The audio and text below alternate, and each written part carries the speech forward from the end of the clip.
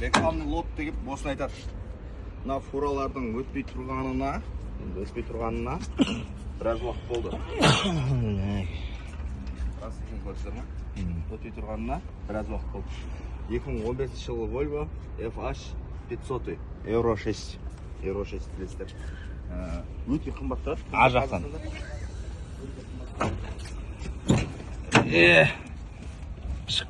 Опс. Фурайды көтейін бе? Айда сесен құрыз. Коробка автоматта. Машан. Іші. Қандай насостармен бар. Тазалап жібересің ішіне. Ішін бәрі тазалап жатыр. Нормально. Зор екен. Әрде спальни арт жағында. Бұрын мен өзім батям фурай дейтін, содан білем да неге шығын. Спальнилері біреулер болады, үсті биіктер, үстіне бейт шығып жататындар болады. Ал ондай емес, бұл Euro 6-тер.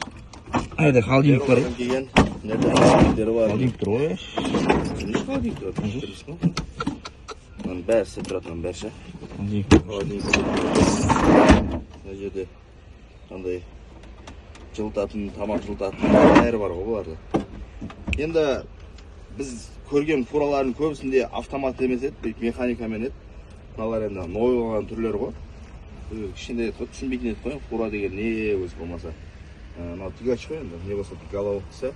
Артына қанша ұзын неді тақсаңыздар да жүре беретін машиналардың бірі автокөліктер болғанда. Грузовой автокөліктердің бірі.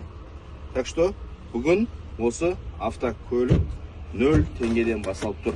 0 теңгеден. Рекламный лот деп сол үшін айтатын. Бұлар 0 теңгеден басылып тұр, может 10 миллионға, может 15 миллионға, может 20 миллионға да кетуі мүмкін, білмейміз, не қанша кететін. Но бірақ машина дерзкий. Еще білесіздер ме бұны бір найден сіздерге?